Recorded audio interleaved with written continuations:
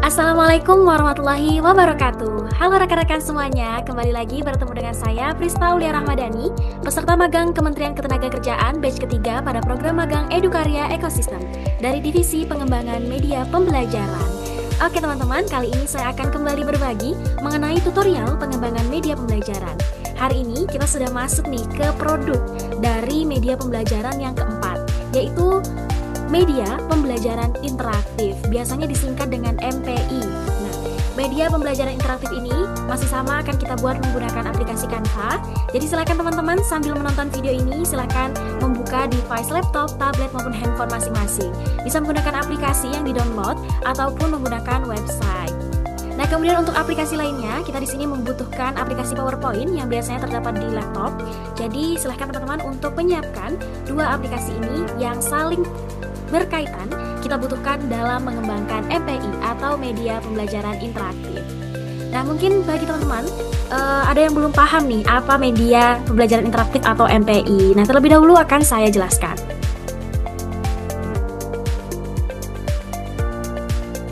Oke baik, media pembelajaran interaktif ini berupa slide presentasi yang bisa teman-teman buat menggunakan aplikasi Canva. Nah, jadi kita mendesain slide presentasi pada umumnya yang biasanya kita buat menggunakan Canva.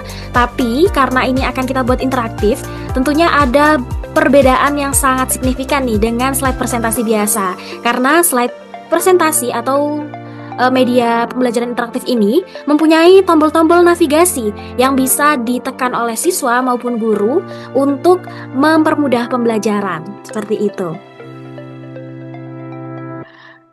Baik, langsung saja saya akan menunjukkan struktur yang ada di dalam slide presentasi atau media pembelajaran interaktif atau MPI ini.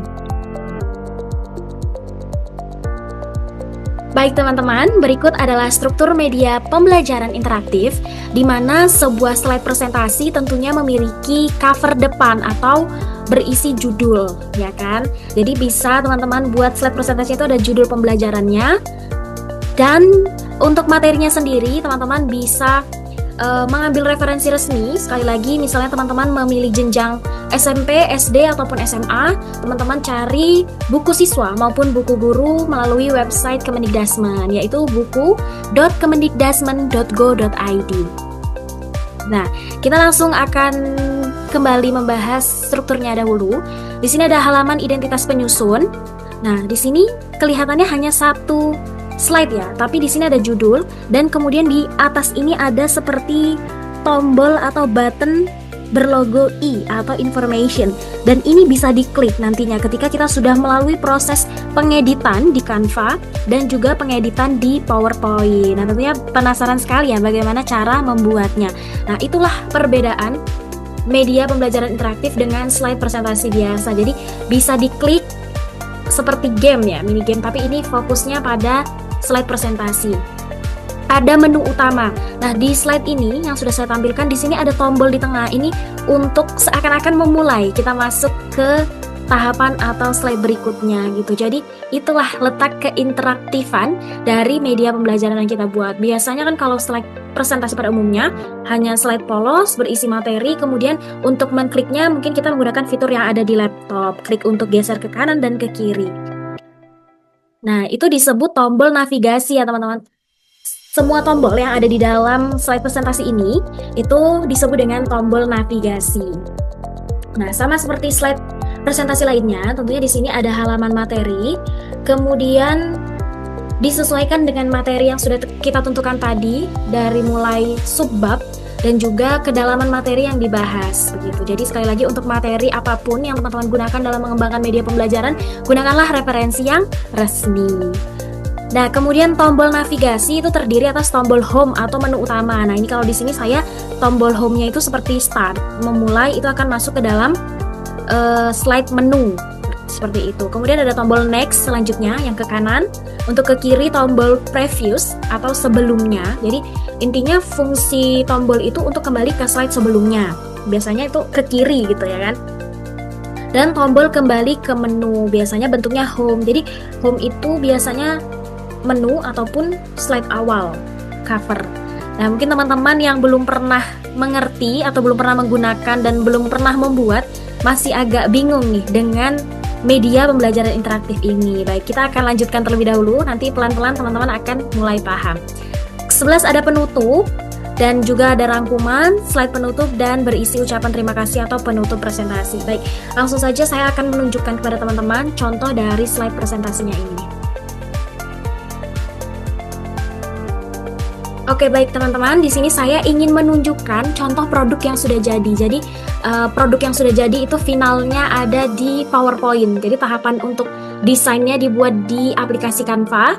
Kemudian ketika sudah jadi di-download, dan untuk men-setting tombol-tombolnya tadi itu dilakukan di PowerPoint seperti itu. Nah, ini contoh produk yang sudah jadi. Mungkin saya tunjukkan dulu slide 1. Jadi bagaimana sih untuk membuat slide ini itu terhubung dengan slide-slide berikutnya. Jadi yang kita pikirkan adalah bagaimana dia terhubung. Nah, tadi di slide pertama tentunya ada judul dan ada tombol mulai. Kemudian ada tombol informasi dan tombol silang atau untuk menutup.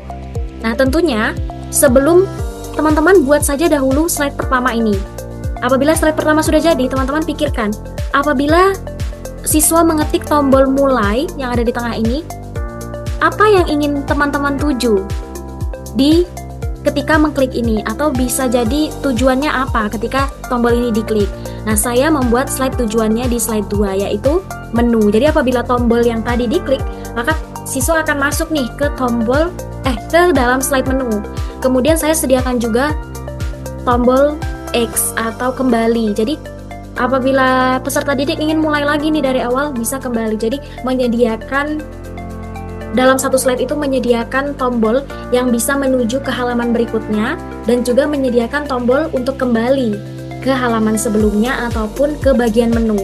Nah, tombol menu ini biasanya saya isi dengan petunjuk tombol. Jadi ketika saya membuat tombol ini, saya membuat juga slide tujuannya. Seperti itu. Kemudian ada slide tujuan pembelajaran. Saya buat juga slide yang berisi tujuan pembelajaran. Jadi apabila ini diklik, intinya teman-teman ketika menambahkan sebuah tombol itu harus bisa menghantarkan siswa nanti ke slide yang sesuai dengan tombolnya. Misalnya tombol tujuan pembelajaran, teman-teman sediakan slide yang berisi tujuan pembelajaran. Nah, ini untuk isiannya ini saya sesuaikan dengan materi pembelajaran hormon dan sistem reproduksi. Jadi subbabnya pun saya sesuaikan dan ada kuis di sini. Atau kalau mau lebih ringkas, biasanya ada petunjuk, tujuan pembelajaran, kemudian langsung materi jadi satu. Tapi di sini saya langsung membagi isiannya saja. Dan tombol-tombol ini ketika diklik teman-teman harus membuat slide-nya. Nah, materi pembelajaran tentunya tidak cukup satu slide saja. Nah, teman-teman sediakan tombol next. Ini bisa menghantarkan jika diklik tentunya ke slide berikutnya. Sediakan. Nah, nanti kita akan men-settingnya.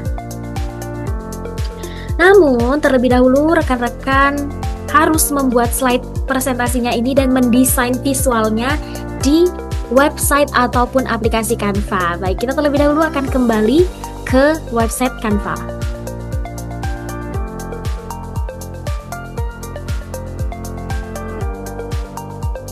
Oke, baik teman-teman, untuk membuat isian dari MPI atau media pembelajaran interaktif ini, teman-teman juga kembali bisa menggunakan AI. Nah, kali ini AI yang saya pakai berbeda lagi nih. AI yang saya pakai untuk MPI ini biasanya adalah Gemini.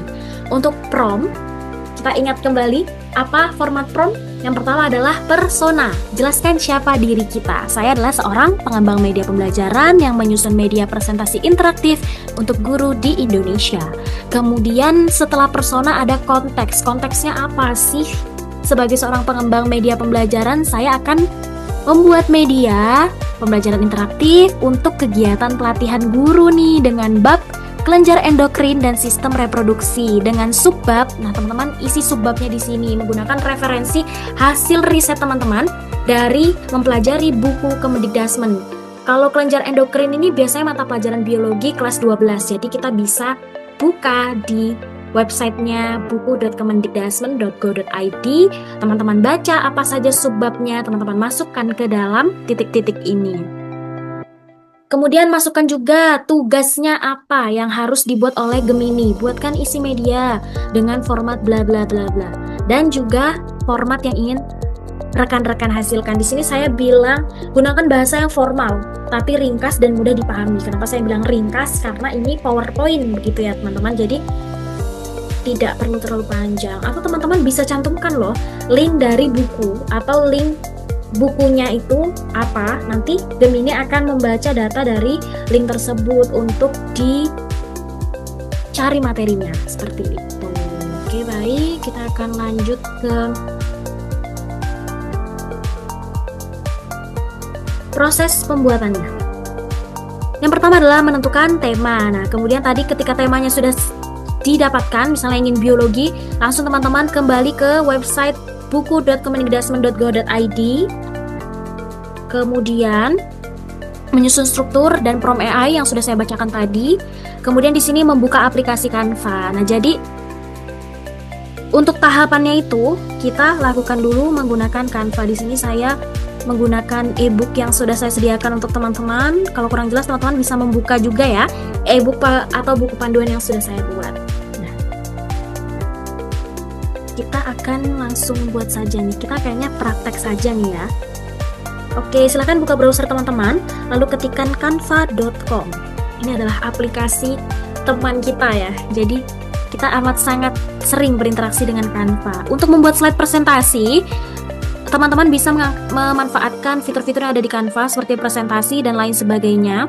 Atau template, bisa juga teman-teman klik dahulu yang ada di sebelah kiri, template, lalu teman-teman pilih yang presentasi ini, lalu cari topiknya misalnya biologi, atau spesifik misalnya sistem reproduksi, seperti itu bisa. Nah, di sini.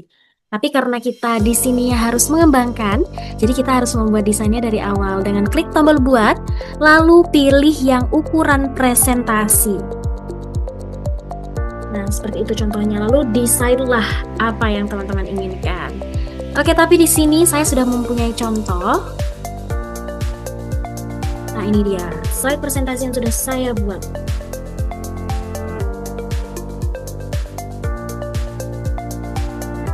Oke, kebetulan di sini saya mengambil tema seperti fairy atau peri gitu ya, supaya materi sistem reproduksi ini tidak terlalu kaku bagi peserta didik.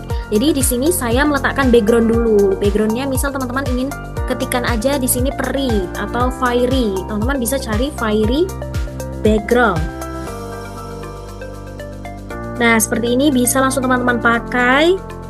Awan-awan, letakkan, kemudian jangan lupa logo Edukarya, belajar bersama, dan eventedukasi.id. Nah, tentunya harus ada judul. Di sini saya pilih judul yang relevan dan berikan elemen dekorasi yang sesuai dengan materinya. Misalnya materi tentang hewan, teman-teman bisa memberikan hewan. Di sini saya karena tentang reproduksi, saya memberikan juga icon-icon mengenai sistem reproduksi. Nah, di sini saya ingin meletakkan identitas saya sebagai penyusun, tapi agar lebih lengkap, saya berikan kolom sendiri. Nah, di sini saya berikan tombol information. Nah, di mana sih tombol information ini bisa kita dapatkan? Kita gunakan elemen, lalu cari button. Nah, ini button information. Itu bahasa Inggrisnya ya teman-teman. Bisa juga menggunakan bahasa Indonesia. Nah, ini spesifik sama sekali dengan yang saya buat. Lalu letakkan. Nah, teman-teman bisa berurut membuat slide-nya. Kira-kira tombol I ini jika diklik ingin mengarah kemana? Nah, saya di sini buat di slide paling belakang. Ini saya susun aja. Adalah slide presentasi, slide informasi yang berisi identitas saya. Jadi apabila tombol informasi diklik, itu akan ke slide saya. Namun di Canva, kita tidak berfokus pada membuat tombol navigasinya atau membuat tombol itu bergerak, karena tombol-tombol tadi bisa difungsikan dan bisa di-setting itu di dalam aplikasi PowerPoint. Jadi di sini kita hanya fokus membuat elemen dan slide-slide-nya saja, seperti itu. Kemudian tombol ini, tombol mulai, teman-teman bisa klik button, karena button ini biasanya seperti tombol-tombol yang ada di game gitu, teman-teman. Nah, masuklah ke tombol ini. Nah, seperti ini ada tombol mulai, teman-teman bisa cari juga button home misalnya. Nah, seperti ini. Kemudian ini salah satu subbab hormon yang membahas tentang hormon. Jadi saya di sini menyediakan slide menu. Di dalam menu ini ada hormon dan sistem reproduksi. Ketika diklik ada dua bagian, hormon pada perempuan dan hormon pada laki-laki. Ini bisa diklik, dan diklik tentunya saya ada slide tujuannya yang kita buat. Nah, ini hormon laki-laki. Kalau diklik akan ke slide ini. Karena materi tidak cukup, saya lanjutkan di slide 2 dengan menyediakan tanda panah berikutnya. Nah, seperti ini. Karena materinya sudah habis, sediakan tombol kembali ke halaman subbab. Nah, jadi settingannya itu teman-teman sendiri yang mengatur. Nah, kira-kira seperti ini ya teman-teman. Mungkin nanti teman-teman bisa menggunakan template yang sudah saya buat atau menjadikan referensinya. Itu ada di buku panduan, linknya bisa teman-teman akses. Nah, kita selanjutnya akan fokus ke pengeditan atau pembuatan tombol agar bisa diklik seperti pada game. Oke, apabila teman-teman sudah membuat slide presentasinya di dalam Canva, teman-teman bisa download dalam formatnya itu PowerPoint atau presentasi agar bisa diedit di PowerPoint. Karena kalau formatnya PDF tentu saja tidak bisa diedit di PowerPoint begitu, jadi harus disesuaikan. Nah, ini saya coba putar contoh produk yang sudah jadinya ya. Sebentar teman-teman.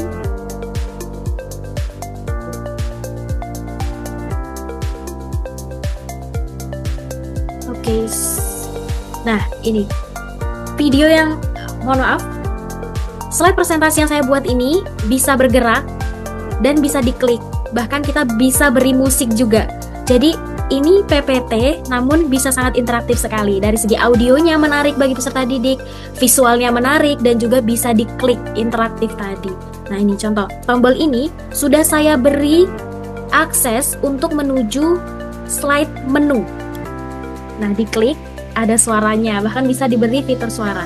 Nah, tombol menu ini kan saya buat untuk menghantarkan seperti daftar isi. Daftar isi ini saya buat agar bisa menghantarkan peserta didik langsung ke halamannya tanpa perlu mencari. Misalnya terlebih dahulu ingin mengenal petunjuk tombol, kita klik, wah bisa masuk nih. Nah, karena sudah membaca petunjuk tombol, berarti kan kita harus kembali. Nah, saya sediakan tombol menu seperti itu. Jadi apabila teman-teman membuat, pastikan slide demi slide yang ada itu saling terhubung. Nah, kembali. Kemudian ada hormon dan organ pada sistem reproduksi. Ketika diklik masuk ke dalam cover bab atau subbabnya. Nah, bisa lanjut. Ada tombol next di sini. Nah, di sini ada materi, bisa masuk ke sebelumnya, bisa selanjutnya. Nah, di sini ada juga pembahasan hormon. Untuk karena materinya memang sungguh kompleks, di sini saya bagi menjadi 2 dan saya berikan aksi di sini. Bisa bergerak dan bisa diklik juga. Seperti itu. Nah, ini di slide ini tidak ada tombol kembali karena saya ingin peserta didik menyelesaikan semua slide-nya terlebih dahulu baru bisa kembali. Seperti itu. Nah, ini juga tidak ada tombol home karena saya ingin dalam satu step pembelajaran atau satu sub peserta didik itu menyelesaikan dulu nih tahapannya. Misalnya kita lanjutkan. Ini lanjut ke organ reproduksi. Bisa diklik. Nah, ini ovarium. Ada penjelasannya seperti itu. Nah, ini kita kembali saja. Nah, seperti itu teman-teman. Jadi produk yang akan kita buat itu hasil akhirnya seperti ini. Nah, bagaimana cara membuatnya? Saya akan menjelaskan kembali kepada teman-teman. Nah, saya beri contoh. Di sini ada tombol mulai. Teman-teman bisa klik elemen dari tombol mulai. Selanjutnya, teman-teman klik insert. Lalu pastikan klik insert. Lalu pilih action atau aksi. Makanya tadi saya sebut dengan kata aksi. Action. Lalu di sini ada mouse click, ada mouse over. Mouse click itu settingan yang apabila diklik tombol itu baru berfungsi. Sedangkan mouse over itu tanpa diklik, apabila kursornya diarahkan ke tombol ini langsung akan berpindah slide. Jadi saya lebih memilih untuk diklik. Jadi memang benar-benar di dalam kendali atau kontrol orang yang menggunakan PowerPoint ini. Nah, tadi saya ingin tombol ini menghantarkan saya ataupun peserta didik saya ke dalam slide menu atau slide yang berfungsi sebagai daftar isi. Nah, di mana slide itu berada? Sudah saya buat di slide 2. Nah, maka di sini hyperlink to. Teman-teman pilih next slide juga bisa, karena kebetulan slide 2 memang berada di sesudah slide 1. Atau untuk spesifik teman-teman klik yang slide, lalu teman-teman pilih yang slide 2. Nah, begitupun seterusnya. Misalnya contoh yang di sini ya teman-teman. Makanya tadi ketika teman-teman mendesain PowerPoint-nya ini di Canva, teman-teman sudah memastikan bahwa slide itu terhubung. Semua fitur-fitur yang ada di dalamnya terhubung dengan slide lainnya. Semua fitur itu saling terhubung. Jadi kalau teman-teman lupa memberikan tombol kembali saja atau tombol X, itu sudah sangat fatal seperti itu. Nah, di sini contohnya ada tombol ini, menstruasi dan kehamilan. Saya coba cari di mana slide menstruasi dan kehamilan. Nah, di sini saya membuat slide menstruasi dan kehamilan itu ada di slide 28. Maka saya akan men-setting tombol ini akan menghantarkan murid atau peserta didik ke halaman 28. Sama, klik elemennya, lalu klik pilih insert, fitur yang ada di atas. Lalu teman-teman bisa klik action kembali, lalu hyperlink to slide 28. Oh ya, tadi ketika diklik itu ada soundnya kan, atau suara. Nah, bisa teman-teman berikan di fitur yang ini, play sound. Nah, ini lalu teman-teman coba dengarkan saja dari suara-suaranya. Nah, karena tadi saya menggunakan Teams Wave. Oke, seperti itu. Nah, langkah-langkah tadi sebenarnya langkahnya sangat sedikit, tapi karena ini itu lebih ke lama prosesnya, itu lebih di bagian pengulangan, kita harus men-setting semua tombol. Nah, itu yang bikin lama. Tapi sebenarnya kalau teman-teman sudah paham cara kerjanya, teman-teman sudah memahami langkah yang pertama harus dibuat itu adalah apa tadi? Slide-nya dulu di PowerPoint, lalu teman-teman buat tombol-tombolnya, itu teman-teman sudah mulai terarah. Nah, kita akan membahas mengenai fitur ataupun slide quiz yang ada di dalam PowerPoint ini. Nah, untuk slide quiz sendiri ini memiliki settingan yang berbeda dibanding fungsi tombol-tombol tadi. Nah, contohnya seperti ini ya.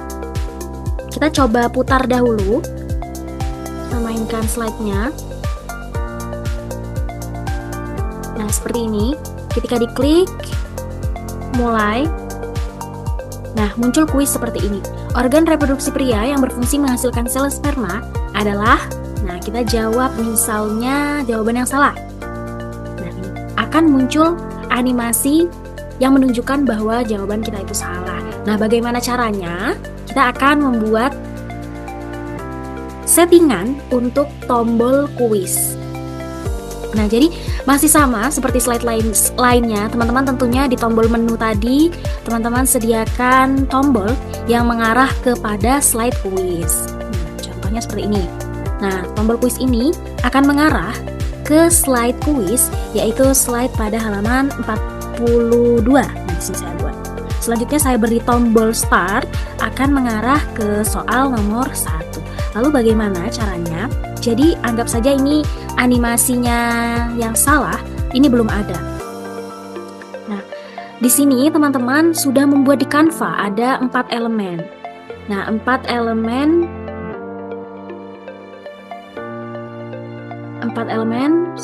jawaban dan juga soalnya seperti itu. Nah, pertama kita harus menetapkan dulu mana jawaban yang benar dan mana jawaban yang salah. Nah, untuk jawaban yang benar itu yang ini, yang testis. Kemudian untuk prostat, vesicula seminalis dan juga penis ini adalah jawaban yang salah. Jadi kita harus memblok dulu jawaban yang salah ini. Caranya dengan mengklik elemennya, lalu teman-teman klik shift yang ada di keyboard teman-teman masing-masing, lalu lanjutkan dengan mengklik jawaban-jawaban yang salah. Lalu teman-teman pilih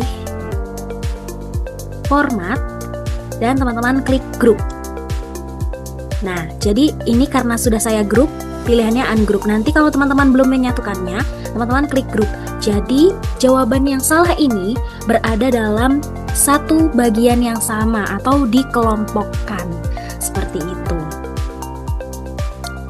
Baik, selanjutnya saya akan menunjukkan kembali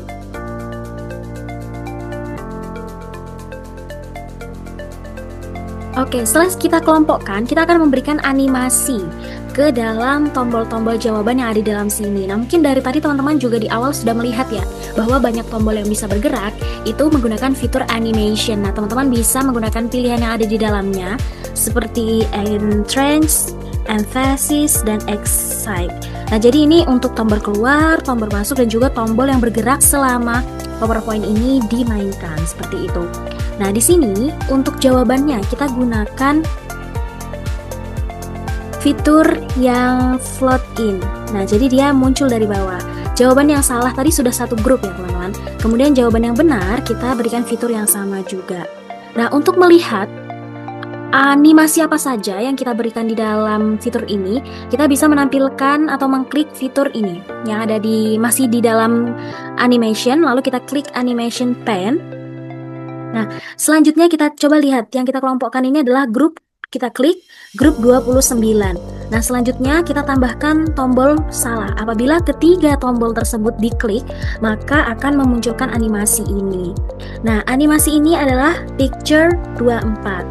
Nah, apabila teman-teman cara menambahkannya adalah dengan mengklik insert, lalu klik picture dan teman-teman tambahkan elemen yang teman-teman buat di dalam sini, atau apabila teman-teman sudah membuatnya di Canva, kalau saya sendiri sudah membuat di Canva. Jadi ada pertanyaan, pilihan ganda, lalu saya timpa elemen yang menunjukkan jawaban salah ini. Nah, kalau di kuis yang saya buat ini tidak ada elemen benar. Apabila benar, lanjut ke pertanyaan berikutnya. Apabila salah, maka akan muncul animasi salah, seperti itu. Nah, di sini animasinya itu menunjukkan picture 24. Nah, apabila sudah muncul di animation pane, kita setting start after previous, kemudian pilih timing, lalu yang bagian start effect on click ini pilih yang grup 29 atau grup yang salah tadi. Jadi animasi ini akan muncul apabila kita mengklik grup 29 atau grup di mana jawaban-jawaban salah itu berada. Seperti itu settingannya. Nah, kalau untuk settingan yang lainnya ini juga perlu disetting, seperti grup 29 kita settingnya itu adalah start with previous ya teman-teman, karena di setting ketika akan menampilkan. Jadi ketika baru mulai kuis ini sudah langsung ditampilkan kalau with previous. Kalau after itu mungkin setelah diklik, seperti itu. Baik, saya akan coba uji dulu. Nah, seperti ini munculnya agak telat ya. Berarti kita harus men-setting tampilannya. Nah, salah. Apabila kita klik ini, nah, berarti ini belum selesai. Apabila diklik yang pilihannya itu adalah testis, maka dia akan masuk kita setting masuk ke slide berikutnya karena jawabannya benar. Jadi anggap saja settingannya ini menunjukkan jawaban benar sehingga bisa lanjut ke kuis berikutnya. Insert, kemudian action, lalu pilih hyperlink. Lalu kita masukkan ke dalam slide berapa? Slide ke-44 atau slide berikutnya. Oke. Ini kita bisa rapikan kembali, lalu kita uji. Dan kita klik yang ini. Oke, sudah. Oke, seperti itu teman-teman. Jadi di sini itu ada setting yang khusus untuk men-setting tombol, hanya berfungsi untuk menghantarkan kemana tombol itu akan diarahkan. Ada juga yang khusus kuis sendiri harus mengatur timing munculnya menggunakan animation. Nah, untuk tombol-tombol yang bergerak seperti itu, kita bisa menggunakan fitur animation tadi. Nah, kalau untuk bergerak terus, misal ini ada matahari yang berputar, itu biasanya saya menggunakan fitur animation, lalu pilih yang spin. Nah, spin ini kan seperti berputar, jadi dia akan berputar terus ketika diberi animasi tersebut. Nah, seperti ini. Kalau kita tidak mau, kita bisa pilih no. Oke, seperti itu tutorial mengenai proses pembuatan media pembelajaran interaktif menggunakan Canva dan juga pengeditannya menggunakan PowerPoint.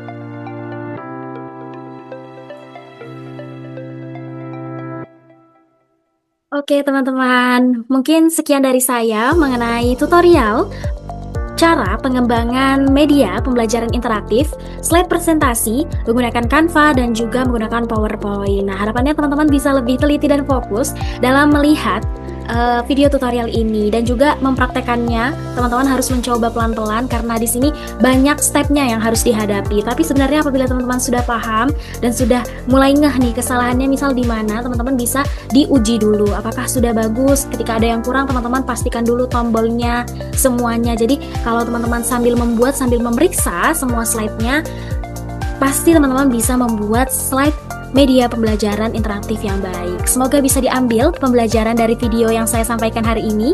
Sekian dari saya. Wassalamualaikum warahmatullahi wabarakatuh.